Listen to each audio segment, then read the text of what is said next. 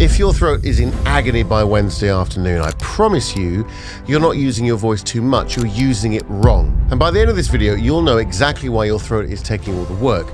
The one thing to do about it that you can practice in the car, on the way to the office, and what actually changes when you get this wrong. No, drink more water, or no, just project.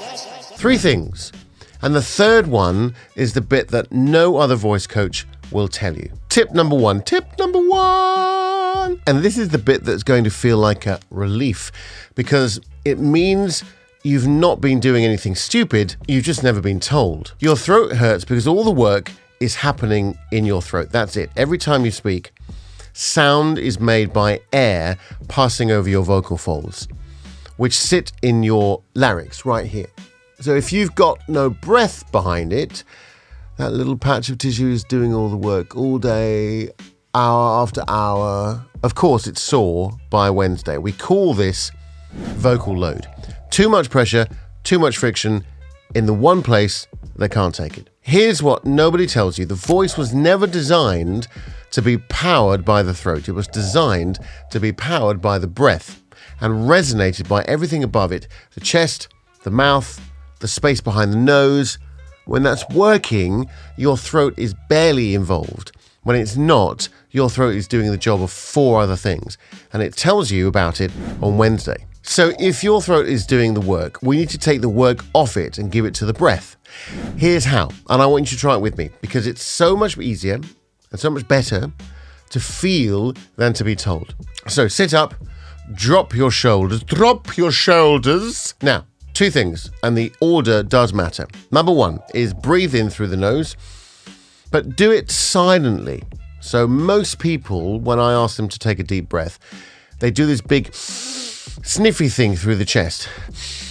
Shoulders go up all the way to the ears, and that's the opposite, actually, of what you want. So silent, slow through the nose, like this. Now, you have to take that for granted because you can't hear me doing it because I'm doing it silently. But what you should feel is that your belly, as you're taking a breath in silently, is softening forward and it's coming out. And your lower ribs are widening at the sides, not the top of your chest, the bottom of your ribs. That's the diaphragm doing its job. It's contracting as you let the air in the lungs, you let the change of pressure happen in the lungs, which is the whole point. Tip number 2. When you speak on that breath. One fluid line, not chopped into little fragments. Most people I work with, especially the smart, fast-thinking ones, talk in bursts. 3 words, gasp. 4 words, gasp. The throat compensates for the missing breath by squeezing harder. Slow it down. 1 thought, 1 breath. Now let the breath carry the words out. Instead of pushing the words out from your throat, try it now. Silent breath in through the nose. Belly out, ribs wide, and on the way out, just say your own name on that breath. That's it. That's the mechanism. Do that for 2 minutes a day in the car between meetings, kettle boiling, brushing your teeth. 2 minutes. That's the whole intervention. Keep it physical. Physical. What? Now, this next bit is the one most coaches won't go near because it's not really about the voice. It's about what changes when the voice is no longer the thing in the way. I had a client recently, M&A, senior, talking all day, straining by the midweek, voices in pieces by Friday, same brief. Jimmy, I just need to get through the week without my throat giving up on me. Sound familiar? Within 2 weeks of doing this, here's what he came back and told me. The throat thing went, which we expected, but the bit he didn't expect was this. He started sounding like himself in meetings. The version of him that shows up at the dinner table on a Saturday night. Warm, easy, in command, without trying.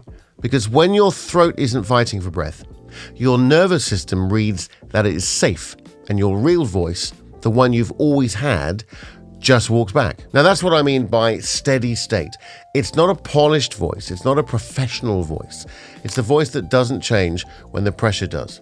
The voice that's still there at 4 p.m. on a Friday. The voice that doesn't betray you on the most important call of the week. And it's not built by trying harder.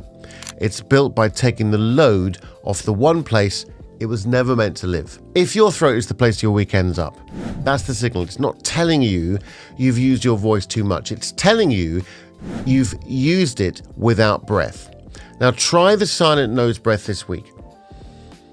Once an hour between meetings. Just notice if anything shifts. And if you want to know how steady your voice really is under pressure, I've built a free diagnostic 2 minutes. The link's in the description below, or even send me a recording and I'll tell you exactly where the load is sitting and what to do about it. So right, that's it. Good luck. Speak soon.